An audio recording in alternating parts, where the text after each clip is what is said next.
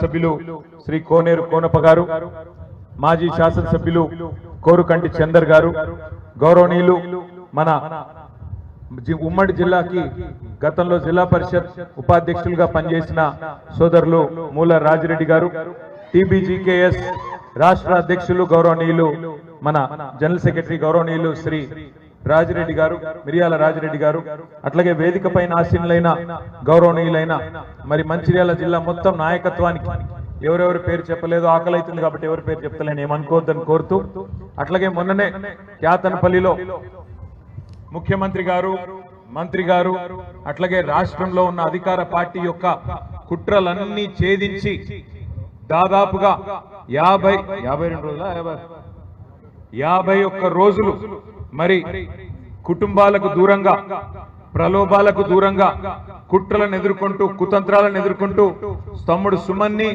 రాజిరెడ్డి గారిని జైలుకు పంపిన మొక్కవోని దీక్షతో పోరాడి చివరికి ప్రజాస్వామ్యమే గెలిచే విధంగా పనిచేసిన మా క్యాతన్పల్లి సైనికులందరికీ పేరు పేరున హృదయపూర్వకంగా, అట్లాగే మా మున్సిపల్ చైర్పర్సన్ గారికి, అట్లాగే కౌన్సిలర్లకి, ఉపాధ్యక్షులకి ప్రత్యేకించి ఇక్కడ పొత్తు ధర్మాన్ని పాటించి పొత్తులో మరి మనకు ఇచ్చిన మాట ప్రకారం ఆనాడు మనతో నడిచిన Communist Party of India CPI party కౌన్సిలర్లకు, జిల్లా నాయకత్వానికి కూడా ప్రత్యేకంగా ఒకసారి గట్టిగా చప్పట్లతో వారికి అభినందనలు చెప్పాలని చెప్పి నేను కోరుతా ఉన్నా.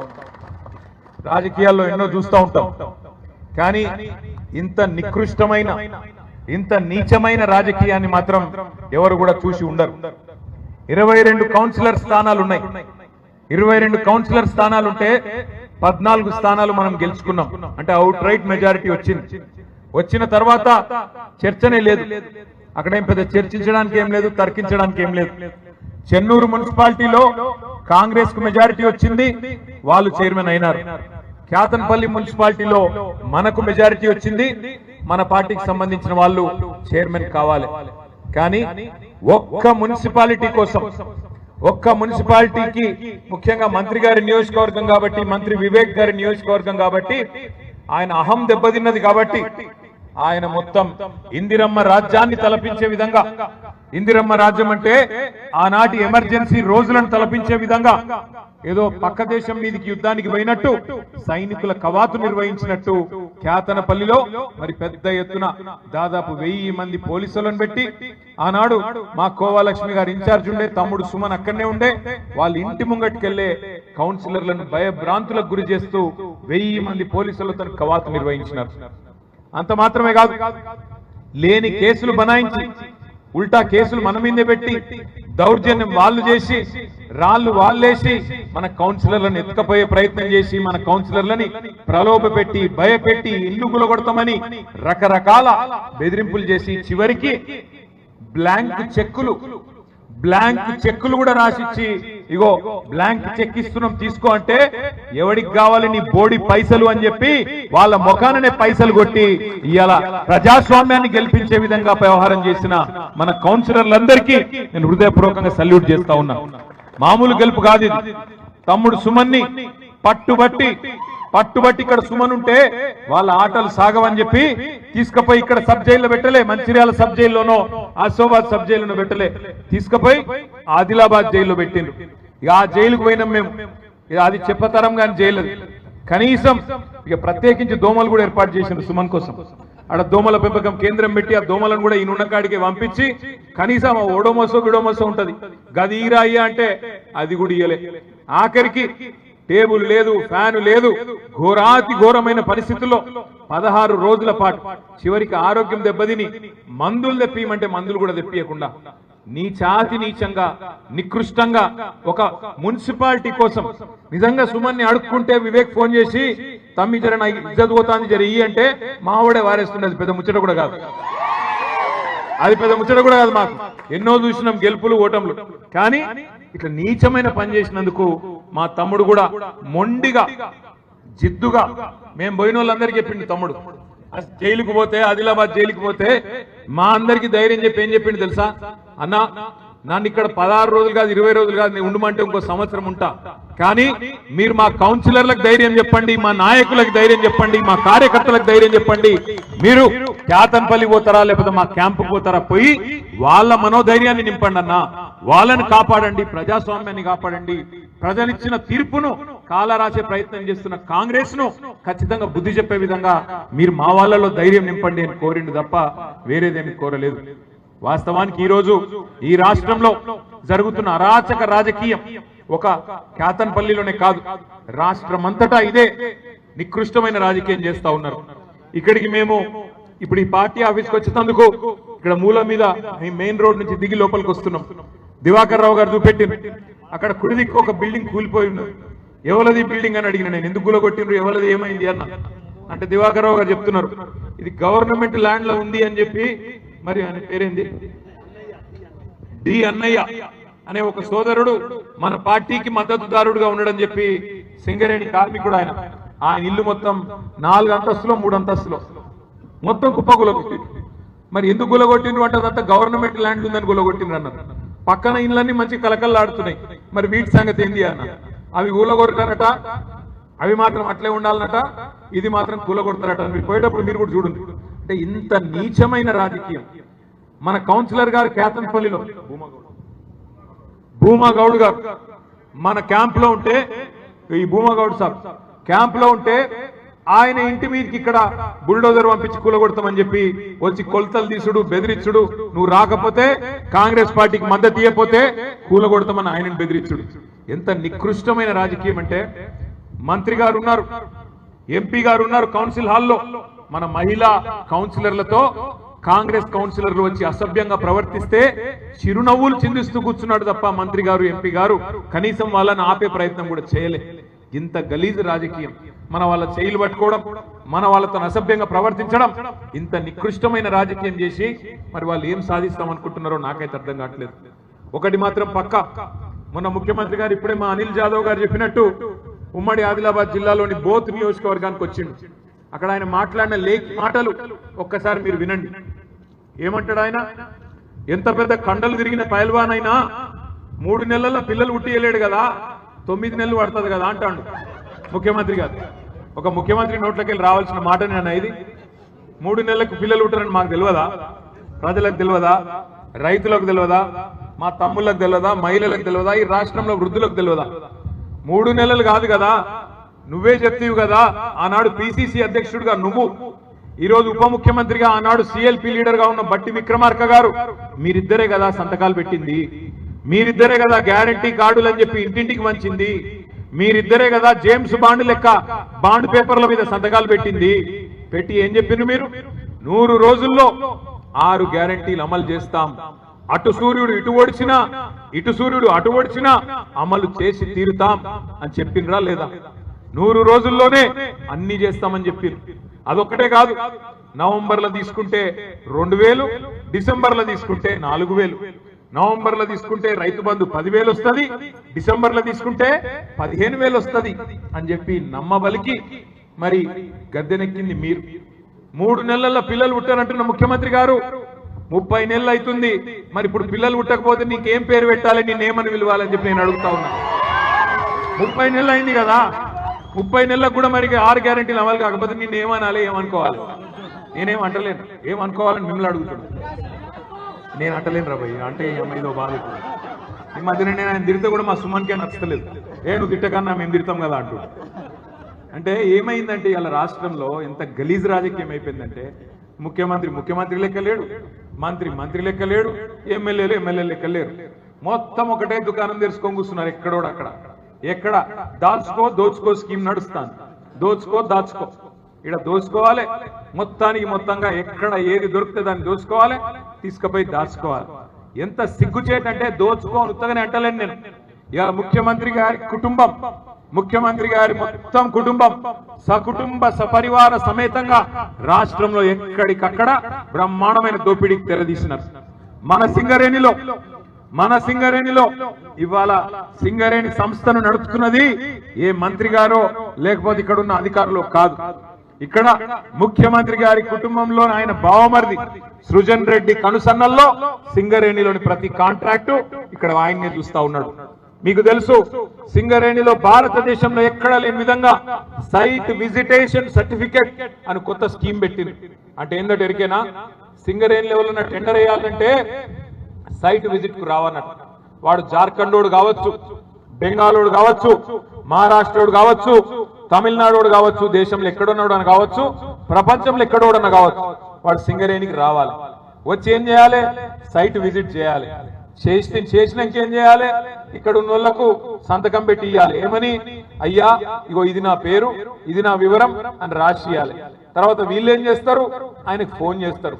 ఫోన్ చేసి నేను ముఖ్యమంత్రి బామ్మరిది మాట్లాడుతున్నా, నువ్వు టెండర్ వేయొద్దు అని వీడు హుంకరిస్తాడు. ఆయన ఇంటే ఓకే, వినకపోతే ఆ సర్టిఫికేట్ ఇయ్యరు. ఆ సైట్ విజిట్ సర్టిఫికేట్ ఎవరు ఇవ్వాలి? నువ్వు విజిట్ చేసినట్టు సింగరేణి సంస్థ ఇవ్వాలి. మరి వాళ్ళు వినకపోతే, మాట వినకపోతే, మేము చెప్పినట్టు లొంగకపోతే మీకు ఆ సర్టిఫికేట్ ఇయ్యమని చెప్పి ఇవాళ కుంభకోణాలకు తెరలేపిందే ముఖ్యమంత్రి గారి కుటుంబం. సృజన్ రెడ్డి అని ముఖ్యమంత్రి గారి బావమరిది ఇవాళ మొత్తం సైట్ విజిటేషన్ సర్టిఫికేట్ అడ్డం పెట్టుకొని సింగరేణిలో వేల కోట్ల కుంభకోణానికి పాల్పడితే దాని మీద ముఖ్యమంత్రి మాట్లాడాడు, ఉప ముఖ్యమంత్రి మాట్లాడాడు, మంత్రి గారు అంతకంటే మాట్లాడరు. కానీ దేని మీద మాట్లాడుతున్నారు?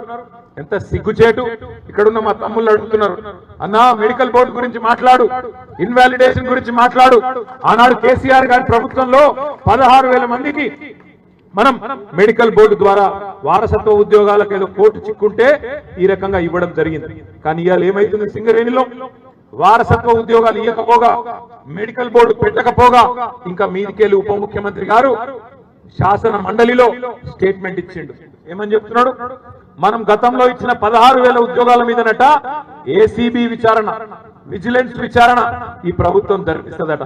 నేను దమ్ముంటే ముఖ్యమంత్రిని, మంత్రిని అడుగుతా ఉన్నాం, ఉప ముఖ్యమంత్రి గారిని అడుగుతా ఉన్నా, దమ్ముంటే నీ బావమరిది సృజన్ రెడ్డి మీద వెంటనే ఒక సిట్ అయ్యి ఏసీబీ ఎంక్వైరీ అయ్యి, ఎవడు దొంగనో ఎవడు దొంగతనం చేసినో బయటకు వస్తుంది. మీరు వేయాల్సిన విచారణలు మేమిచ్చిన 16,000 ఉద్యోగాల మీద కాదు. చేసుకుంటే అది కూడా చేసుకో, మాకేం ఫరక్ పడదు. కానీ ముందు ఇక్కడ మెడికల్ బోర్డు పెట్టు. మా తమ్ముళ్ళకి వేలాది మంది ఎవరైతే ఎదురు చూస్తా ఉన్నారో వాళ్ళ కోసం పెట్టాలి. పెట్టకపోతే తప్పకుండా సింగరేణి ప్రధాన కార్యాలయాన్ని కూడా బీఆర్ఎస్ తరఫున ముట్టడిస్తామని చెప్పి కూడా వారిని హెచ్చరిస్తా ఉన్నారు. మీరందరూ కదిలి రావాలి. ఖచ్చితంగా ప్రతి బొగ్గు గనిలో కూడా మళ్ళీ అగ్గి మండిస్తాం, వదిలిపెట్టం. ఇంకా కొంతమంది మాట్లాడుతా ఉన్నారు, సింగరేణిలో సమస్యలు ఉన్నాయి. నేను ఒక మాట అడుగుతా, ఏమనుకోవద్దు తమ్ముళ్ళు మీరు కూడా. సింగరేణి బెల్ట్ మొత్తం మమ్మల్ని ఒడగొట్టి ఇలా ఈ బ్యానర్లు పట్టుకుంటే ఏమొస్తుందా నాకు అర్థం కాదు. గాడిదలకు కట్టేసి ఆవులకు పాలు పెడితే పాలు వస్తాయా? చెన్నూరులో ఒడగొడితిరి, మంచిర్యాలలో ఒడగొడితిరి, రామగుండంలో ఒడగొడితిరి, భూపాలపల్లి ఒడగొడితిరి, అంటూ బెల్లంపల్లిలో ఒడగొడితిరి. అంతటి ఒడగొట్టి ఇవాళ కత్తి వానికిచ్చి యుద్ధం మీరు చేయరంటే ఏం చేయాలి? మరి కేసీఆర్ చేసినప్పుడేమో బ్రహ్మాండంగా సింగరేణి కార్మికులకు బోనస్ ఇచ్చి, ఫిట్మెంట్ ఇచ్చి, మీకు ఇచ్చిన 10 వాగ్దానాల్లో 9 అమలు చేసి బ్రహ్మాండంగా మిమ్మల్ని కడుపులో పెట్టుకొని చూసుకుంటే మా వాళ్ళనేమో ఇంటికి పంపిస్తారు. ఇవాళనేమో ఇక్కడ కాగితాలు పట్టుకొని నిలబడతారు. ఏం చేయాలి మరి? కత్తి వానికిచ్చి యుద్ధం మమ్మల్ని చేయమంటే ఇది ఎక్కడ న్యాయం తమ్మి? ఇవాళ కేసీఆర్ అన్నా మీరెక్కడ? బీఆర్ఎస్ వాళ్ళు కొట్లాడాలి, బరాబర్ కొట్లాడతాం. కానీ కలిసి రండి, కదిలి రండి. మీరు ఇక్కడ గెలిపించిన ఎమ్మెల్యేలను ఫస్ట్ కళ్ళబట్టి నిలదీయండి. ఏం దిక్తుండ్రు మీ ఎమ్మెల్యేలు? ఏం దిక్తుండ్రు మీ చెన్నూరు మంత్రి? ఏం చేస్తుండ్రు మీ మంచిర్యాల ఎమ్మెల్యే? ఏం చేస్తుండ్రు మీ బెల్లంపల్లి ఎమ్మెల్యే? పట్టుకొని అడుగును ముందు. ఇదేనా వాళ్ళు ఇచ్చిన మాటలు? అభయహస్తం మేనిఫెస్టో అన్నారు. సింగరేణి గురించి తీయటపుల్లటి మాటలు చెప్పిండ్రు. ఇలా అభయహస్తం మేనిఫెస్టో భస్మాసుర హస్తం అయింది. మీ నెత్తి మీద మీరే చేయి పెట్టుకొని బూడిదయ్యే పరిస్థితి వచ్చింది. అందుకే నేను అంటున్నా, ఓటేసేటప్పుడు కేసీఆర్ గారు చెప్పిండు, చిల్కకు చెప్పినట్టు చెప్పిండు. ఏం చెప్పిండు? రైతు బంధుకు రామ్ అవుతుంది, దళిత బంధుకు జై భీమ్ అవుతుంది, మిగిలినది మొత్తం తెలంగాణను అమ్మకదొప్పుతారని చెప్పిండు. విన్నామా మనం? మీరు వినలే. ఈ జిల్లాలో ఈయనకు ఏమైంది? ఇవాళ భస్మాసురాస్తం వచ్చింది. ఈ దరిద్రం ఎప్పుడు పోతుందా అని చెప్పి ఎదురు చూసే రోజులు వచ్చినాయి. ఇంకొక 2-2.5 ఏళ్ళు ఇల్లే ఉంటారు. మనం భరించాలి. ఒకసారి తప్పు చేస్తే 5 ఏళ్ళు భరించక తప్పదు. అందుకే బాయిలో పడుతున్నామా, బొందల పడుతున్నామా ఏ చూసుకోకుండా ఎలక్షన్ రాగానే ఆగమాగమురికి అడ్డమైన వాళ్ళకి ఓట్లేస్తే ఇదే అవుతుంది. దయచేసి నేను మా సోదరులను కూడా కోరుతా ఉన్నా, నిరాశ పడకండి, గల్లా బట్టి నిలదీసి ఖచ్చితంగా మళ్ళీ బోర్డు పెట్టించి మీకు ఉద్యోగాలు ఇప్పించే బాధ్యత కూడా మేమే తీసుకుంటాం. తప్పకుండా మీకోసం కొట్లాడతాం. కానీ మీరు ముందు గెలిపించిన ఎమ్మెల్యేలను మీరు అడగండి, పోయి రిప్రజెంట్ చేయండి, గట్టిగా అడగండి. వారసత్వ ఉద్యోగాలు అట్లాగే కొన్ని పేర్ల విషయంలో కూడా కొంత ఆ మారు పేర్ల విషయం కూడా ఉంది. ఇవన్నిటినీ కూడా తప్పకుండా పరిష్కారం జరగాలి అంటే మీరు మాకు అండగా నిలబడండి. మా తమ్ముడు సుమన్ నాయకత్వంలో, మా రాజిరెడ్డి గారి నాయకత్వంలో, మొత్తం టీబీజీకేఎస్ ఆధ్వర్యంలో, అదేవిధంగా బీఆర్ఎస్ పార్టీ ఆధ్వర్యంలో ప్రతి బొగ్గుగనిలో ప్రతి డివిజన్ లో తప్పకుండా మేము గల్లమెత్తుతాం. మీరు మాతో కలిసి రండి. ఈ ప్రభుత్వం ఇవాళ ఇస్తున్న మాటలు మరి మాటలు ఇస్తున్న హామీలు చూస్తే నవ్వాలను ఏడవాలను తెలుస్తలేదు. మింగ మెతుకులేదు కానీ మీసాలకు సంపెంగ నూనె పెట్టిండేటు వెనకటికేవడం. రేవంత్ రెడ్డి కథ గట్లే ఉంది. 1 కోటి మంది మహిళల్ని కోటీశ్వరులు చేస్తారట ఈ మొగోడు. 1 కోటి మంది మహిళల్ని కోటీశ్వరులు చేస్తారట. ఎట్లా చేస్తావురా అయ్యా? మరి కోట్లు అంటే ఎన్ని ట్రిలియన్ డాలర్లు నీకు ఎరికేనా అని మన అసెంబ్లీలో అడిగిన నేను. 1 కోటి మందిని కోటీశ్వరులు అంటే 1 కోటి కోట్లలో ఎన్ని సున్నాలు ఉంటాయో కనీసం తెలుసా రేవంత్ రెడ్డికి? ఏమి తెలియదు, నరకుడే. ఏది పడుతుంది 2500 ఇస్తా, 4000 ఇస్తా, స్కూటీ ఇస్తా, తులం బంగారం ఇస్తా, 15,000 ఇది ఇస్తా, 16,000 అది ఇస్తా, ఇష్టం వచ్చినట్టు నరికిండు. ఇలా కుర్చీలకి కూర్చున్నాడు. ఏం చేయాలనో తెలుస్తలేదు. ఏమంటాడు ఇప్పుడు? నేను లంకె బిందెలు ఉంటాయనుకొని వచ్చినా, ఇక్కడ లంకె బిందెలు లేవు. నువ్వు గట్టిగా అడిగినావు అనుకో, ఏమైనా బయట చెప్తీవి కదా, నవంబర్లో రైతు బంధు 10,000, డిసెంబర్లో 15,000, ఏం సంగతి తమ్మి అంటే నీ లాగుల తొండలు ఇస్తా అంట. గట్టిగా అడిగినావు అనుకో, మహిళలకు ఎప్పుడు ఇస్తావురా అయ్యా 2,500 100 రోజులనే ఇస్తా అంటూ కదా మహాలక్ష్మి ఏడవాయి అంటే నీ గుడ్లు వీకి గోటీలాడుతా. ఇదే ఆయనకు తెలిసిన భాష. గుడ్లు వీకుడు, గోటీలాడు, లాగుల తొండలిడ్సుడు, నిన్నగాక మొన్న 3 నెలల పిల్లలు గంటరానుడు. ఈ ఒక ముఖ్యమంత్రి మాట్లాడే మాటలా? గింత లేకి ముఖ్యమంత్రి, గింత చెండాలపు ముఖ్యమంత్రి నాకు తెలిసి భారతదేశంలో ఎవడు లేడు. గింత పెద్ద ఎత్తున దోసుకుంటున్న ముఖ్యమంత్రి కూడా భారతదేశంలో ఎవడు లేడు.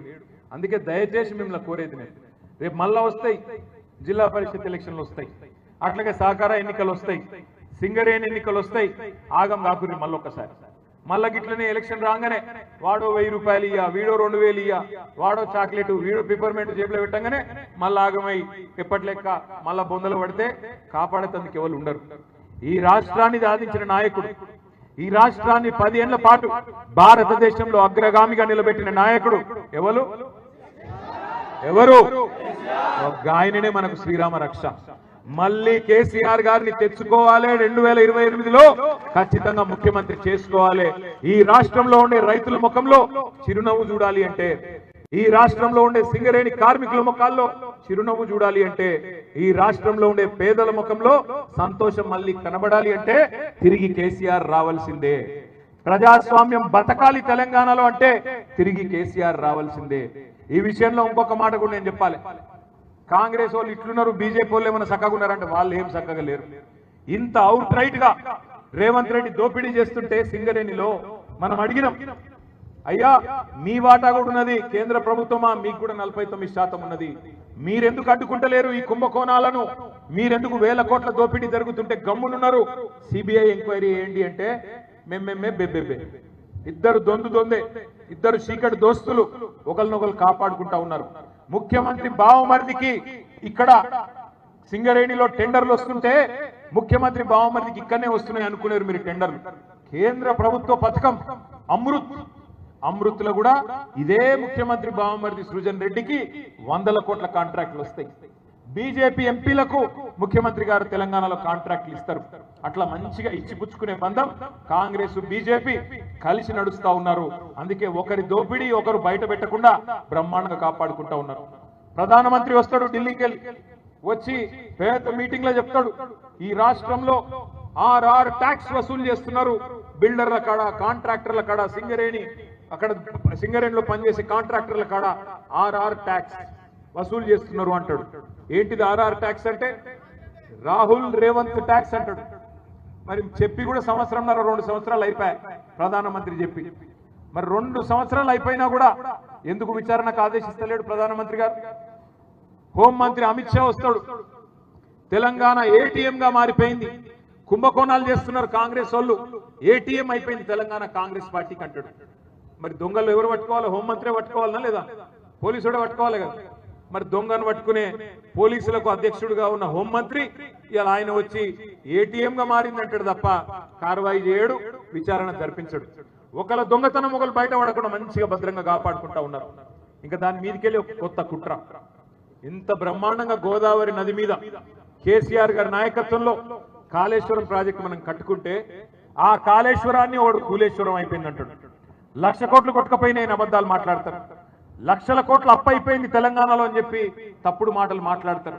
ఇట్లా ప్రజలను ఇంకా కూడా 2.5 సంవత్సరాలు గడిచిన తర్వాత కూడా 3 బడ్జెట్లు ప్రవేశపెట్టిన తర్వాత కూడా 3 నెలల్లో అమలు చేస్తామన్న హామీలు అమలు చేయకపోగా ఇంకా కూడా ప్రజలను మళ్ళీ బుకాయించే ప్రయత్నం చేస్తా ఉన్నారు కాంగ్రెస్ బీజేపీ 2 పార్టీలు కలిసి.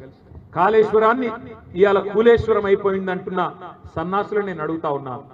2014 ముందు తెలంగాణలో పండిన పంట ఎంత? 2021-22లో పండిన పంట ఎంత?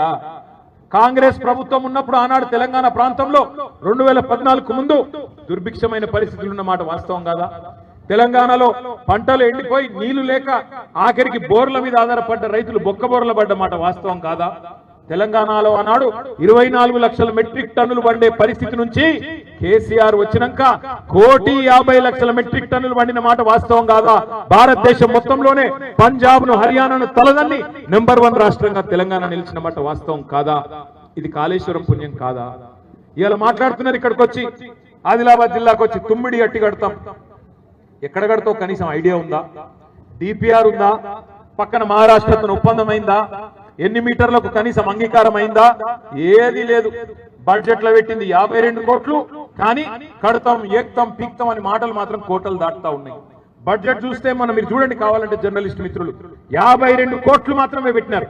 మరి 52 కోట్లతో ఎన్ని సంవత్సరాలు కడతారు? 100 సంవత్సరాలు కడతారా? 1000 సంవత్సరాలు కడతారా? ఇట్లనే మాటలతోనే టైం పాస్ చేస్తారా? ప్రభుత్వం చెప్పాలి. కడతామని బిల్డప్ తప్ప ఇంతవరకు అతి లేదు గతి లేదు. ఒకటి మాత్రం వాస్తవం, కాళేశ్వరం కట్టింది మరి తెలంగాణకు న్యాయం చేయడానికి, తెలంగాణకు లాభం చేయడానికి. సింగరేణిని లాభాల బాటలు నడిపింది, కార్మికులకు బోనస్లు ఇచ్చింది, బ్రహ్మాండంగా సింగరేణిలో వారసత్వ ఉద్యోగాలు ఇచ్చింది ఈ రాష్ట్ర ప్రజలు, ముఖ్యంగా సింగరేణి కార్మికుల సంక్షేమం కోసం. అట్లాగే 10 ఏళ్ల పాటు తెలంగాణని అపురూపంగా నడిపింది కూడా, అద్భుతంగా అన్ని రంగాల్లో ముందుకు తీసుకొని పోయింది కూడా కేసీఆర్ నాయకత్వం. ఇవాళ మా సుమన్ ఓడిపోకపోయి ఉంటే, మా దివాకరన్ ఓడిపోకపోయి ఉంటే, మా చంద్రన్న ఓడిపోకపోయి ఉంటే ఇప్పటికే మనకు 4,000 పెన్షన్ ఎప్పుడో వస్తుండే. కేసీఆర్ గారి ప్రభుత్వమే వచ్చుంటే 4,000 పెన్షన్ ఎప్పుడో వస్తుండే. కేసీఆర్ ప్రభుత్వమే వచ్చుంటే ఇచ్చిన మాట ప్రకారం దివ్యాంగులకి 6,000 పెన్షన్ వస్తుండే ఈ పాటికి. కేసీఆర్ ప్రభుత్వం వచ్చింటే మీరు ఇట్లా బోర్డులు పట్టుకొని నిలబడే పరిస్థితి ఉండకపోతుండే, మీ ఉద్యోగాలు మీకు ఎప్పుడో వస్తుండే. కేసీఆర్ ప్రభుత్వమే వచ్చుంటే 15,000 రైతు బంధు ఎప్పుడో మీకు వచ్చేది. ఎందుకంటే రైతు బంధు పెట్టిందే కేసీఆర్ కదా. అందుకే నేను అంటున్నా, దయచేసి ఆలోచించండి. మొన్న క్యాతనపల్లిలో ఏ ప్రజాస్వామిక స్ఫూర్తినైతే మా క్యాతనపల్లి సోదరులు సోదరీమణులు చూపెట్టినారో అదే స్ఫూర్తి భవిష్యత్తులో కూడా తప్పకుండా మీరు చూపాలి. ఎప్పుడు ఎన్నికలు వచ్చినా, జిల్లా పరిషత్ ఎన్నిక వచ్చినా, సింగరేణి ఎన్నిక వచ్చినా, మున్సిపల్ ఎన్నికలు అంటే అయిపోయినాయి, ఇంకా ఏమైనా అడుగుబొడుగు మున్సిపాలిటీలు ఎక్కడ మిగిలి ఉంటే అవి వచ్చినా, సహకార వ్యవస్థలో వచ్చే ఎన్నికలు వచ్చినా తప్పకుండా ఒకటే గుర్తుపెట్టుకోండి, ఈ రోజు ఈ రాష్ట్రానికి శ్రీరామ రక్ష కేసీఆర్ గారి నాయకత్వం. తప్పకుండా నాకైతే విశ్వాసం ఉంది, మళ్ళీ తొందరలోనే మనకు మంచి రోజులు వస్తాయి. 2028లోనే మంచిర్యాల జిల్లాలో తప్పకుండా అన్ని నియోజకవర్గాల్లో మళ్ళీ గులాబీ జెండాను ఎగురుతుంది. ఇక్కడికి వచ్చే ముందు ఇక్కడికి రావడం నాకు ఆలస్యమైంది. ఎందుకు ఆలస్యమైంది అంటే మధ్యలో ఇవాళ చాలా పెళ్లిళ్ళు ఉండే, తప్పని పరిస్థితుల్లో ఎక్కడికక్కడ ఎమ్మెల్యేలు ఆపితే నాకు తప్పలేదు. అట్లాగే మనం కట్టిన మెడికల్ కాలేజ్, మన మంచిర్యాలలో మనం కట్టిన మెడికల్ కాలేజ్ 38 ఎకరాల్లో అద్భుతంగా మెడికల్ కాలేజు మనం మంచిర్యాల శివార్లలో కట్టుకున్నాం. 11 ఎకరాల్లో అద్భుతమైన హాస్పిటల్. ఎన్నడన్నా కలగన్నారా మంచిర్యాల ప్రజలు? మా మంచిర్యాల జిల్లా అవుతుందని, ఈ జిల్లాకు ఒక మెడికల్ కాలేజ్ వస్తుందని, ఈ జిల్లాకు ఒక నర్సింగ్ కాలేజ్ వస్తుందని, ఈ జిల్లాలో ఇన్ని అద్భుతాలు జరుగుతాయని ఎన్నడన్నా కలగన్నారా? సింగరేణిని అద్భుతంగా లాభాల బాటలు నడిపింది కేసీఆర్ గారు. ఇవన్నీ కూడా కళ్ళ ముందు కనబడుతూ ఉండగా ఆనాడు కొన్ని దొంగ మాటలు నమ్మి మనం మోసపోయినాం. భవిష్యత్తులో మళ్ళీ అట్లా జరగకూడదు అంటే ఇట్లాంటి నాయకులు, మన బంగారు నాయకత్వం ఇక్కడ ఉన్నది, వాళ్ళందరినీ తప్పకుండా మళ్ళీ భవిష్యత్తులో సింగరేణిలో ఇల్లు కట్టుకున్న వారికి జీవో 76 ద్వారా పట్టాలు ఇవ్వాలి. జీవో నేను ఇచ్చినట్టయితే మా ఇస్తుడిగా జీవో నేను ఇవ్వలేను. మనం ఇచ్చిన జీవనం అమలు చేస్తలేదు. వాళ్ళు ఏది చేయరు తమ్మి, మీరు సింగరేణిలో గెలిపియండి. సింగరేణిలో ఉన్న గుర్తింపు సంఘాన్ని తీసి అవతల వారేసి మళ్ళీ టీబీజీ కేసు తీసుకురండి, అప్పుడు అన్ని సెట్ అవుతాయి. అంతేగాని మనం ఇట్లా కత్తివానికి ఇచ్చి యుద్ధం మనం చేయమంటే బేకారు. ఇప్పుడు ఎవరున్నారు, మనం ఉన్నాం, సింగరేణిలో లేం కదా. మరి సింగరేణిలో మళ్ళీ కనీసం అక్కడనే తీసుకురాలి. 3-4 నెలల ఎలక్షన్ ఉందట, టీబీజీ కేసు గెలిపియండి.